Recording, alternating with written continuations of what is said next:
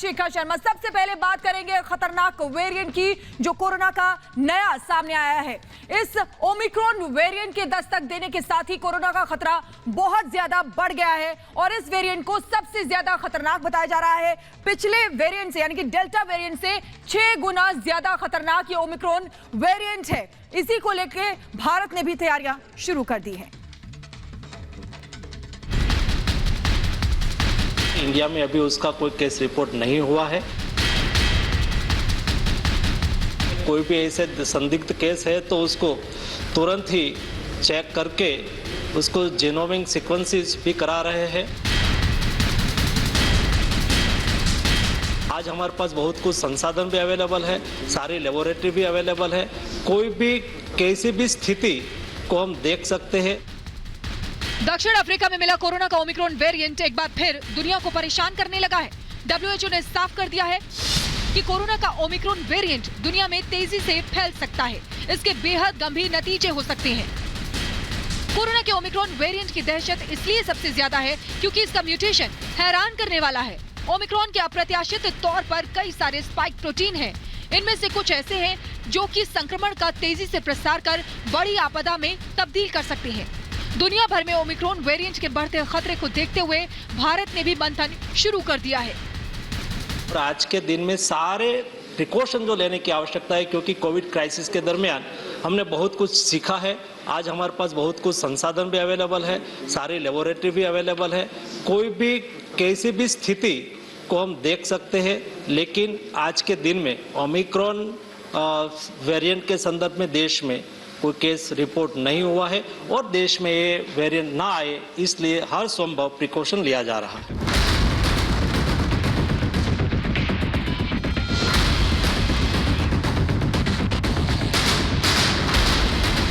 Omicron variant के खतरे को देखते हुए भारत सरकार ने 6 सूत्रीय प्लान तैयार किया है, जिसके तहत कंटेनमेंट जोन तैयार करना, सर्विलांस, टेस्टिंग में इजाफा, हॉटस्पॉट की निगरानी, वैक्सीनेशन के कवरेज में इजाफा और हेल्थ इंफ्रास्ट्रक्चर को मजबूत करना शामिल है। ओमिक्रॉन जो नया वेरिएंट ऑफ कंसर्न है, WHO के द्वारा लास्ट वीक जो घोषित किया है, इसको लेके हम काफी बड़े स्तर पर तैयारी कर रहे हैं और अलग से हमने जो हेल्थ केयर वर्कर हैं उनको ट्रेनिंग भी हम कर रहे हैं। यदि कोई भी संदिग्ध या सस्पेक्टेड मरीज जो अफेक्टेड नेशंस हैं, खास करके साउथ अफ्रीका से या हांगकांग से आता है, तो उनके लिए हमने अलग से व्यवस्था की है। कोरोना के नए वेरिएंट ओमिक्रॉन के केस साउथ अफ्रीका के अलावा Botswana, Italy, Hong Kong, Australia, Belgium, Britain, Denmark, Germany, Canada, Israel और चेक गणराज्य में मिल चुके हैं। भारत सरकार ने प्रभावित देशों से आने वाले नागरिकों पर विशेष निगरानी रखने के निर्देश दिए हैं। आइसोलेशन अनिवार्य कर दिया गया है। ओमिक्रॉन के खतरे से निपटने के लिए दिल्ली सरकार ने भी तैयारियां शुरू कर दी हैं। तैयारियों को लेकर सीएम अरविंद केजरीवाल ने समीक्षा बैठक की। उम्मीद करता हूं कि ओमिक्रॉन वायरस ना आए, थर्ड वेव ना आए। बड़ी मुश्किल से हमने पूरे देश ने इस वायरस का मुकाबला किया, लेकिन अगर आती है तो हम तैयार हैं। आपको चिंता करने की जरूरत नहीं है। नए कोरोना को WHO ने वेरिएंट ऑफ कंसर्न यानी चिंता वाला कोरोना पहले ही घोषित किया हुआ है। ओमिक्रॉन की पहचान होने के बाद पीएम मोदी ने सावधान रहने की नसीहत दी है। नए वेरिएंट की खबरें भी हमें और सतर्क करती हैं और सजग करती हैं। सतर्क रहने के लिए प्रार्थना करता हूं, क्योंकि आप सबका उत्तम स्वास्थ्य, देशवासियों का उत्तम स्वास्थ्य ऐसी संकट की घड़ी में हमारी प्राथमिकता है। ओमिक्रॉन को कोरोना वायरस के अलग अलग वेरिएंट्स में सबसे ज्यादा खतरनाक माना जा रहा है। वैज्ञानिकों की सबसे बड़ी चिंता ये है कि उपलब्ध दवाएं कारगर होंगी या नहीं। Bureau report, Republic Bharat. और अब किसान आंदोलन की बात करेंगे। आंदोलन को जारी रखने के लिए आपको बता दें कि किसान जो हैं वो ही 2 धड़ों में बटे हुए नजर आ रहे हैं। किसानों में ही फूट पड़ती नजर आ रही है, क्योंकि एक धड़ा जो है वो ये कह रहा है कि आंदोलन को खत्म कर देना चाहिए। वहीं भारतीय किसान यूनियन के राष्ट्रीय प्रवक्ता राकेश टिकैत का कहना है कि MSP पर गारंटी कानून जब तक नहीं बनेगा तब तक आंदोलन को जारी रखा जाएगा। कल इमरजेंसी बैठक बुलाई गई है और उसमें आगे की रणनीति पर चर्चा की जाएगी।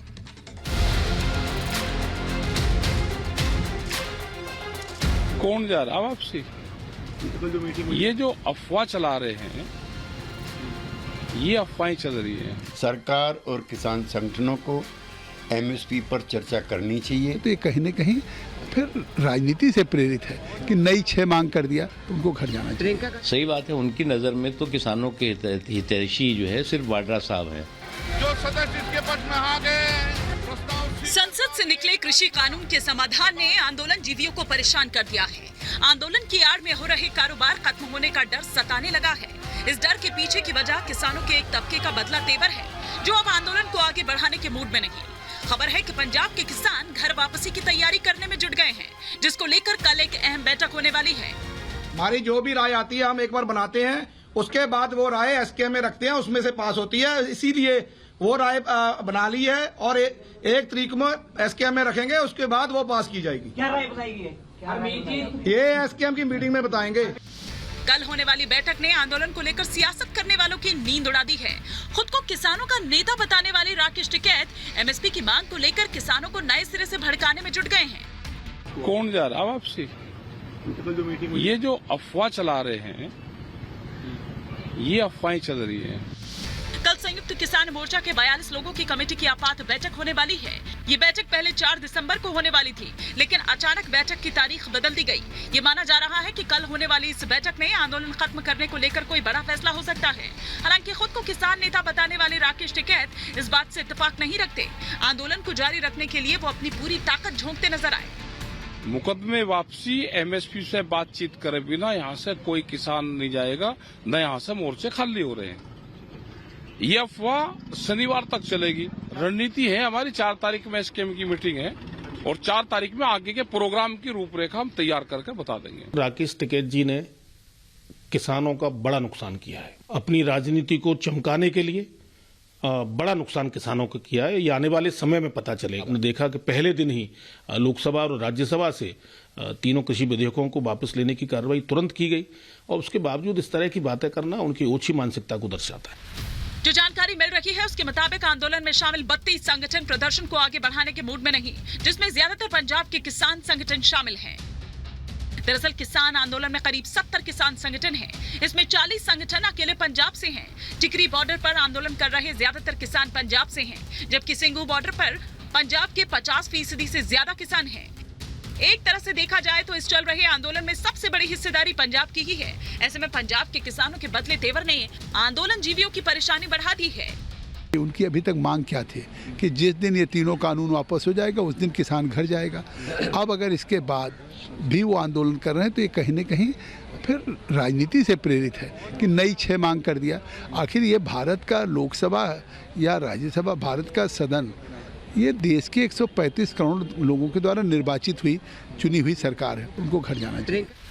अब सभी की निगाहें टिकी हुई है कल होने वाली बैठक पर, जिसमें ज्यादातर वो लोग शामिल होने वाले हैं जो आंदोलन को आगे बढ़ाने के पक्ष में नहीं हैं। सवाल है कि टिकैत जिस मांग को लेकर किसानों को भड़का रहे थे वो तो पूरी हो चुकी है। तीनों कृषि कानून वापस हो चुके हैं।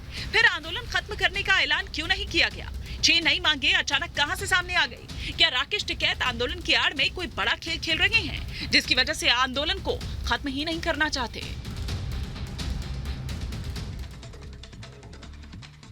और इधर 12 सांसदों के निलंबन पर संसद में जमकर हंगामा हुआ। विपक्ष था वो निलंबन को वापस लेने की मांग करता रहा, लेकिन सभापति ने निलंबन को जायज ठहराकर इस मांग को मानने से इनकार कर दिया।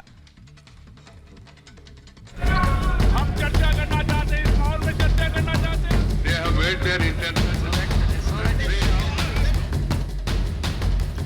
111 दिन पुरानी इन तस्वीरों को देखिए। तस्वीरें मॉनसून सत्र की है, जब उच्च सदन में निम्न सलूक विपक्ष के सांसदों ने किया। लोकतंत्र के मंदिर की मर्यादा तार तार कर डाली।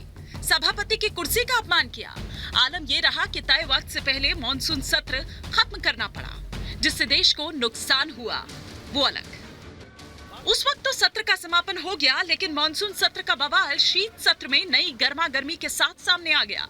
अब लोकतंत्र के मंदिर में मर्यादा का मर्दन किया तो कार्रवाई तो बनती थी। हालांकि विपक्ष के 12 सांसदों को माफी का मौका दिया गया था।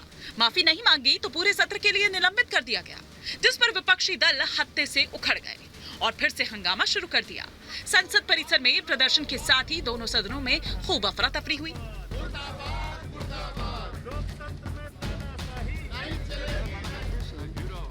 शीतकालीन सत्र के दूसरे दिन राज्यसभा की कार्यवाही शुरू हुई तो खड़गे ने नियमों का हवाला देकर कहा कि सांसदों के निलंबन का तो कोई आधार ही नहीं है।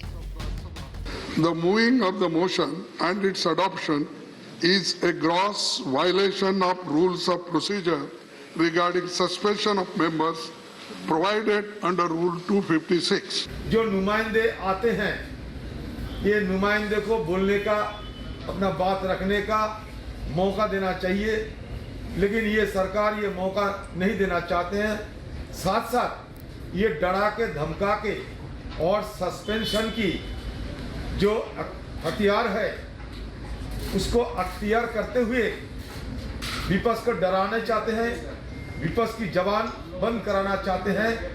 खड़गे के तर्क पर सभापति वेंकैया नायडू ने कहा कि कार्रवाई को अलोकतांत्रिक बताना गलत है, बल्कि ये लोकतंत्र की रक्षा के लिए जरूरी है। You try to mislead the house, you disturbed the house, you ransacked the table, and you also throw the papers on the chair, and also you have got, some of them have gone down to the table, and then you are giving me lessons. You are giving me lessons. You are giving me lessons. So this is not the way. It was the motion was moved, it was approved, action is taken, it is final. संसद में मर्यादा तार-तार करने को लेकर सरकार ने झुकने से इनकार कर दिया। सरकार की ओर से कहा गया कि माफी का मौका आपको दिया गया, अभी भी पुनर्विचार किया जा सकता है। पीयूष गोयल ने कहा कि चेयर पर हमला बोला गया, शीशा तोड़ा गया, स्टाफ को चोट पहुंचाई गई। एक माननीय सदस्य ने एकदम चेयर के ऊपर ही लगभग हमला बोल दिया, तब कोई चॉइस नहीं थी, उनको एक दिन के लिए सस्पेंड किया गया। उस दिन भी जो दृश्य इस हाउस में हुआ कि दरवाजे बंद होने के बाद भी शीशा तोड़ा गया, दरवाजे का शीशा तोड़ने के कारण कांच कुछ हमारे स्टाफ, सिक्योरिटी स्टाफ को भी लगा, चोट पहुंची। संसद वो जगह है जिस पर पूरे देश की निगाह होती है। सांसदों का गलत आचरण संवैधानिक पीठ का अपमान है। देशवासियों को गहरी पीड़ा ये देता है। सांसदों से हमेशा से ही मर्यादित आचरण की उम्मीद देश करता है। सांसदों से करोड़ों लोगों की अपेक्षा होती है, उस पर इस तरह का व्यवहार कतई शोभा नहीं देता। और अब एक तो गलत बर्ताव और उस पर गलत तरीके से पेश करना, सभापति से माफी मांगने की बजाय कार्रवाई को ही गलत ठहराना, ये गंभीर सवाल खड़ा करता है। आखिर क्यों विपक्ष बार बार सदन को बाधित करने की कोशिश करता है? सदन आवाज उठाने के लिए है, विरोध में आवाज दर्ज कराने के लिए है, लेकिन विरोध में तर्क देने की बजाय विरोध में हंगामा करना कहां तक जायज है? आखिर क्यों सदन में हल्की हरकत की गई और अब माफी क्यों नहीं मांगी गई? अगर माफी नहीं तो फिर माहौल क्यों बनाया जा रहा है? देश चाहता है कि संसद चले, आखिर विपक्ष ऐसा क्यों नहीं चाहता?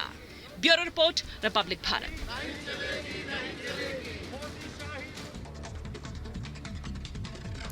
और तो बिहार की बात करेंगे। बिहार विधानसभा परिसर में शराब की बोतलें मिलने की खबर ने सबको हैरत में डाल दिया है। अब राज्य में शराब पर बैन लगी हुई है, लेकिन विधानसभा परिसर में शराब कहां से आई, ये सवाल बड़ा भी है और गंभीर भी। बिहार विधानसभा परिसर में शराब की बोतल,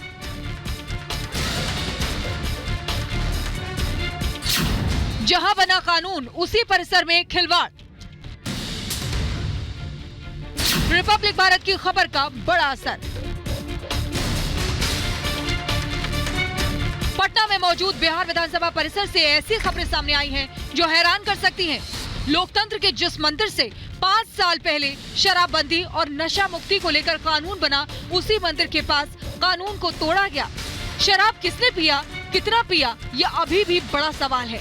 लेकिन शराब की बोतलें मिलना उस कानून के साथ खिलवाड़ है जिसे 5 साल पहले बनाकर नशा मुक्ति की शपथ ली गई थी। कि ये अपने आप में एक सवाल उठाता है कि जहां से जो है शराबबंदी का कानून पास किया गया, शराबबंदी की गई, उस मंदिर में ही यहाँ पर शराब की लगातार बोतलें नजर आ रही हैं। आपको बता दें कि 4 दिन पहले यानी 26 नवंबर को सूबे में नशा मुक्ति दिवस मनाया गया। सरकार से लेकर प्रशासन से जुड़े अफसरों ने शराब छोड़ने की शपथ ली, लेकिन 4 दिन बाद ही नियमों की धज्जियां उड़ाने की तस्वीरें सामने आई और फिर पूरी आरजेडी को नीतीश सरकार पर हमला करने का मौका मिल गया। पूरी तरह से फेल है नीतीश कुमार जी, बिहार के मुखिया हैं, उनका जिम्मेवारी है कि इस पर रोक लगाएं। जब बंदी कर दिए, शराबबंदी हो गया, तो पूरा तरीका से अपना शराबबंदी होना चाहिए। पूरा फेलियर है नीतीश कुमार जी का। अगर बिहार विधानसभा में लिकर की खाली बोतलें मिल रही हैं तो मुख्यमंत्री जी दिखा रहे हैं कि शराबबंदी जो है पूरी तरीके से सफल है। कोई लोग इनके प्रशासन के लोग मिले नहीं। अगर प्रशासन के लोग मिले नहीं हैं तो यहाँ अंदर कैसे बोतल आ गया भाई? विपक्ष के हमलों से आहत नीतीश कुमार ने बिहार विधानसभा में निष्पक्ष जांच कराने का दावा किया है। सेक्रेटरी से लेकर के और डीजीपी हम दोनों को कहेंगे कि आज ही पूरे के तौर पर इंक्वायरी करवाइए। शराबबंदी के मामले में विपक्ष ने नीतीश सरकार को सवालों के घेरे में ला दिया है। राबड़ी देवी, तेजस्वी यादव और तेज प्रताप खुलकर सरकार के सवालों के बाण फेंक रहे हैं। लेकिन सवाल यही है कि आखिरकार शराब की इतनी बोतलें आई कहां से और क्या वाकई में बिहार में शराबबंदी फेल हो गई है? Bureau report, Republic Bharat. और एक तरफ जहां दुनिया के सामने कोरोना के नए वेरिएंट का खतरा मंडरा रहा है, तो वहीं दूसरी तरफ ऐसा लग रहा है कि कई जगह ऐसी हैं जहां युद्ध न छिड़ जाए। ऐसा लग रहा है कि चीन और ताइवान के बीच युद्ध न छिड़ जाए। आए दिन ऐसे संकेत भी मिल रहे हैं। ताइवान के रक्षा मंत्रालय की तरफ से कहा गया है कि चीन की तरफ से 27 विमान उसके रक्षा क्षेत्र में भेजे गए हैं।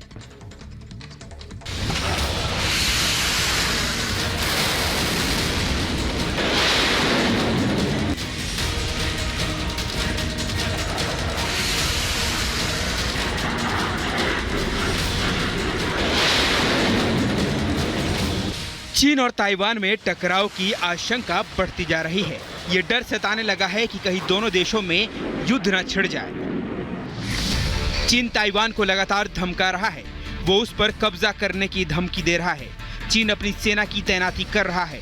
ताइवान के पास लगने वाले अपने इलाकों में टैंकों की तैनाती भी कर रहा है और आए दिन उसके लड़ाकू विमान ताइवान की ओर जा रहे हैं। रविवार को भी चीनी लड़ाकू विमानों ने ऐसा ही किया। ताइवान के रक्षा मंत्रालय ने कहा है कि चीन के 27 विमानों ने रविवार को उसके हवाई रक्षा क्षेत्र में प्रवेश किया। चीन की इस हरकत का जवाब देते हुए ताइवान ने भी अपने लड़ाकू विमानों को रवाना कर चीनी विमानों को चेतावनी दी। बताया जा रहा है कि चीन की ओर से 18 लड़ाकू विमान, 5 H-6 बम वर्षक विमान और ईंधन भरने वाला एक Y-20 विमान भी शामिल था। इतनी बड़ी संख्या में चीनी लड़ाकू विमान अक्टूबर के महीने में ताइवान के क्षेत्र में पहुंचे थे, जब एक साथ करीब 39 विमानों ने ताइवान को धमकाने के लिए उड़ान भरी थी। पिछले 2 महीने में 200 से ज्यादा चीनी लड़ाकू विमान ऐसा कर चुके हैं। रविवार को ही चीनी राष्ट्रपति शी जिनपिंग ने अपनी सेना के शीर्ष जनरलों से मुलाकात की थी। चीनी लड़ाकू विमानों की घुसपैठ को ताइवान की खाड़ी में बढ़ते तनाव से जोड़कर ही देखा जा रहा है।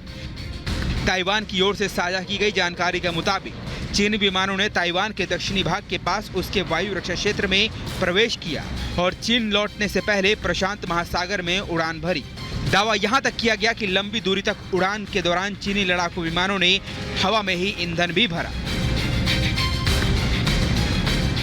इस बीच ताइवान ने साफ कहा है कि चीन की ऐसी हरकतों से वो डरने वाला नहीं है। ताइवान ने कहा है कि वो चीन की ताकत का जवाब देने में सक्षम है। ताइवान को अमेरिका मदद कर रहा है। इसी के चलते चीन और अमेरिका में भी तनाव चरम पर है।